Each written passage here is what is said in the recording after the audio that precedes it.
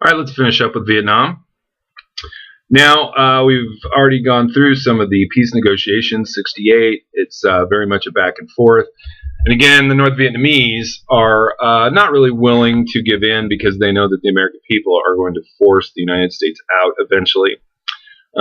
Nixon becomes president in 68, and he would up the ante. Now, before he became president, Nixon had always urged a more militant stance on Vietnam. As VP to Eisenhower in 54, he actually urged unilateral airstrikes at that time. And that would include the use of atomic bombs. Nixon was not messing around. He wanted to go after the Viet Minh at Dien Bien Phu. Sorry about that, Dien Bien Phu. Now, remember, Nixon is a Cold Warrior. He wanted to be more aggressive with the Cubans. He initially was part of HUAC. He wanted to be part of McCarthy's cadre. So he has a long history of anti-communism, which is somewhat ironic in the fact that he is the one who would initiate détente when he became president, and we have the thawing of relations with the Soviets during his presidency.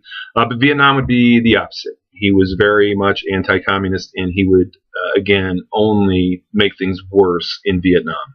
He subscribed to the domino theory, but again, he feared that not simply the other nations would become communist, but that a successful communist revolution like that in Vietnam would only enhance the global influence of the Soviet Union and the People's Republic of China. This is a rather significant, or, it's a solid idea. It's a good point. Again, knowing what we know in hindsight, we know that that just wasn't going to happen. But again, credibility is the key issue. And to reiterate, he thought Johnson took things too slow and that he was not aggressive enough. Now, I want to go back to something I mentioned very briefly at the end of the previous video. As the 68 campaign was coming to an end, we have what's called the October surprise in American elections, and Johnson was trying to do that for Hubert Humphrey. The point here was that if we had peace negotiations and we came to a peace settlement before the actual election, Humphrey would most likely be elected. Now, Nixon is informed that Johnson is going to call a halt to the bombing and enter negotiations and finalize these. This, again, would have been the proverbial October surprise. Nixon worried that this might give Humphrey the nudge he needed to secure presidential victory. So Nixon speaks with President Thieu and persuades him to hold off on succumbing to Johnson's entreaty, that he will be more sympathetic to the South in negotiations. And Thieu agrees and does not sign on with LBJ's proposal. And maybe this is one reason we call him Tricky Dick. Nixon really pulled one there on the South and on the Americans and every person who lost their life from that point on. Nixon promised that he could end the war. He intended to use both diplomatic methods and military might, which was actually quite similar to what Johnson's plans were.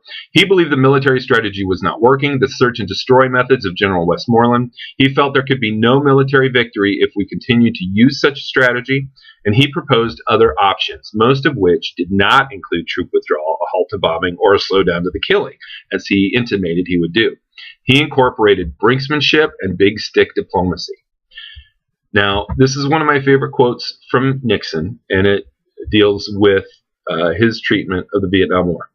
I call it the madman theory. I want the North Vietnamese to believe I've reached the point where I might do anything to stop the war. We'll just slip the word to them that, for God's sake, Nixon is obsessed about communism. We can't restrain him when he's angry, and he has his hand on the nuclear button. Nixon thought that if they got that kind of thought process out there, Ho Chi Minh himself will be in Paris in 2 days begging for peace. The last part, again, is part of that quote. Now, if the bluff was called by his opponent, then we use massive force. Ho Chi Minh called the bluff, and Nixon would use massive force. Kissinger called this jugular diplomacy. Now, remember, Nixon is elected president. Part of this is on what he calls the silent majority. He believes that most people actually do support the war, that they're sick of hearing criticism, that they're sick of the protests. But there are increasing problems with morale. This would lead to desertion. Tens of thousands of military members. Some would evade the war altogether by being draft dodgers or just moving to Canada. In 1969, his first year as president, Nixon would escalate things. There's a secret bombing of Cambodia. Even the press is not told about this. Many in the military are kept in the dark. Even those who flew the B-52s thought they were flying over South Vietnam. Coordinates were changed in the plane's computers to redirect them.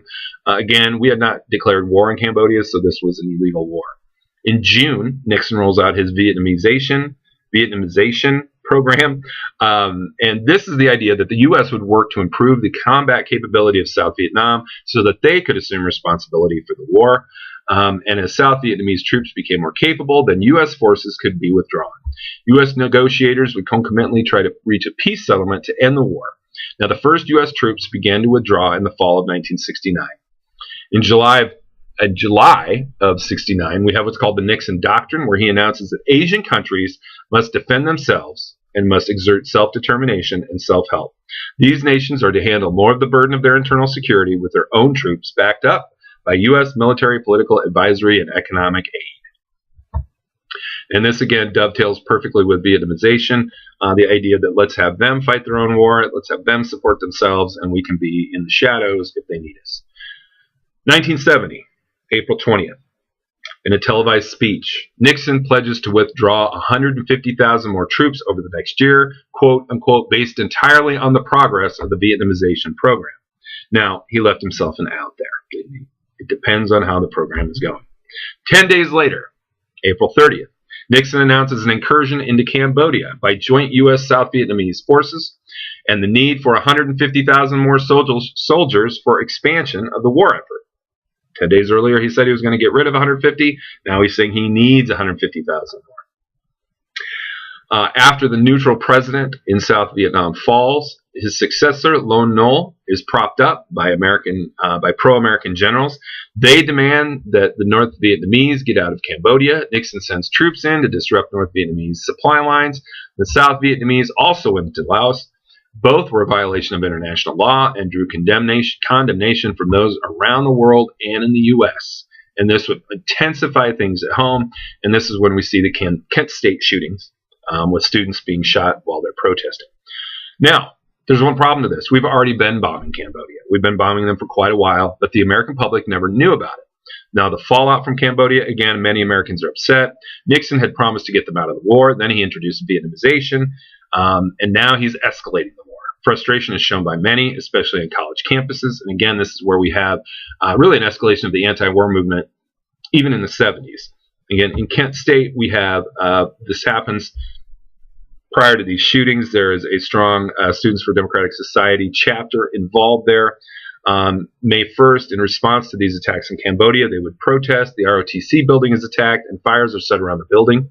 The mayor of Kent, or the mayor there, would request the National Guard sent to the town to maintain order. 2 days later, about 1,000 National Guardsmen are sent to occupy the campus. By 10 p.m., the ROTC building is found fully ablaze. The Ohio governor, James Rhodes, travels to Kent, and he states, "They are the worst type of people we harbor in America, worse than the communists. We're going to eradicate the problem." Be careful what you say. May 4th, activism proceeds. Students are notified that rallies are prohibited while the National Guard occupies the campus, but students continue to protest. At noon, about 2,000 people gather on the Kent Commons in protest of the Guard occupation. A dispersal is ordered, but the taunting of Guardsmen only intensifies. Students begin to throw rocks, which lead to tear gas from the Guardsmen. Students are chased to the football field, and there is a short standoff. Rocks again are thrown by the students. Guardsmen kneel and take aim, but do not shoot. Troops begin marching in retreat. Whew, it's all over, right? Nope. Once on Blanket Hill, Troop G turns and fires on the students. Now, there are claims of sniper fire against the Guardsmen. There has never been any proof of that. In 13 seconds, a total of 67 bullets are fired. 9 people are wounded. 4 are dead. Almost 500 colleges would shut down, disrupted by protests over these shootings. Eventually, a grand jury would indict 8 of the Guardsmen, but charges dismissed for lack of evidence. I mention this because North Vietnam, they read the news. They didn't need CNN.com to find out that Americans are not happy about the war. They're protesting, and now American civilians, American college students, have been shot to death for protesting. This shows the chaos that ensues in the United States and the anti-war fervor, and there is no doubt that this protest work, this anti-war fervor played a role in ending the war. Now, 1973 comes. In January, Nixon would end the draft. This is one of the most contentious issues of the war. January 27th, the Paris Peace Agreement is signed by all parties. Our involvement in Vietnam ends. Nixon would get us out of the war, but 4 years after he claimed he would do it. March 29th, we begin to withdraw troops. August, the troops are withdrawn completely. Now, he and Kissinger would claim that we achieved an honorable peace, that we achieved a diplomatic victory, and this would only reaffirm U.S. global credibility, when the truth tells us none of this is true. This was not an honorable peace. This is a war that would actually continue 2 more years after 1973. It was a diplomatic defeat. We gave in. We did not really get anything back for it. This was not about our credibility. The U.S. loss meant a loss of credibility around the world, as the once seemingly invincible United States lost to a small Southeastern Asian nation. In the U.S., a legacy of tragedy, deception, and misunderstanding would emanate from the Vietnam War. And again, in reality, the North and South did not follow. They did not abide by the agreement. Nixon promised to support the South if the North did not follow through, but he was unable because of economic issues, a lack of support for re-engagement, and, of course, Watergate. So on April 30th, 1975, North Vietnamese tanks would roll into Saigon. The country is quote-unquote unified, and the war truly ends. Outside of Vietnam, though, Nixon ushered in a new international reality. Again, when we talk about the Cold War, it is important to recognize a couple things about Nixon. First of all, well, as diplomatic historian Robert Schultzinger would claim, Nixon's presidency was called a, quote, the Cold War takes a holiday. With China, we have rapprochement. We have no real diplomatic interaction for decades after their civil war. China is a communist country. We did not want to recognize them. We have little desire to work to make peace with them. But in 1970, we began secret talks with National Security Advisor Henry Kissinger and representatives of China. Pakistan was the third party which would help to facilitate this. In July of 71, Kissinger is on a diplomatic mission in Pakistan. He complains of a stomach ache, and he literally, well, not literally, he just disappears. Nobody can find him. He shows up in China. After over a year of secret discussions, Kissinger in China, he declares that Nixon will come as well, and in February of 72, Nixon goes to China, meets with Premier Zhou Enlai and Mao Zedong. He pledged to end 30 years of hostility between the nations and move toward normal relations. He established the Shanghai Communique. The U.S. recognized both Chinese governments' claims that Taiwan was part of China, and that the U.S. acknowledged that Beijing government was the sovereign power of China. Both sides would work toward a peaceful resolution over the dispute of Taiwan. This was purposely vague, and we still see this today. Now, again, he is the first president to go to China, I believe, since Franklin Roosevelt. With the Soviet Union, another major Cold War thing, we have détente. Nixon relaxes tensions with the Soviet Union. May of 72, he goes to the USSR. He is the first president to do so since Roosevelt. So I think they're in each case. Now, I know he's the first president since at least Roosevelt to go to China, but he is the first one to go to the Soviet Union since Roosevelt. We have SALT, the Strategic Arms Limitation Treaties. We have in 1972 an ABM, an Anti-Ballistic Missile Treaty, a long-term joint commitment to not build a nationwide anti-ballistic missile defense, nor provide a base for such defense.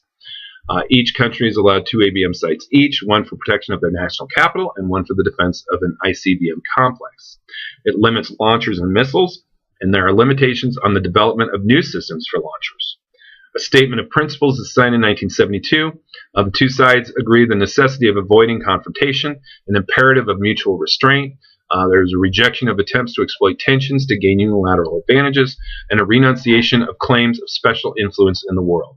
The two pledge willingness to coexist peacefully and build a firm long-term relationship. Again, let's go back to Kennan and his long telegram. 1973, the Agreement on the Prevention of Nuclear War is signed. There are other agreements that are signed between the two countries that show that they will work together.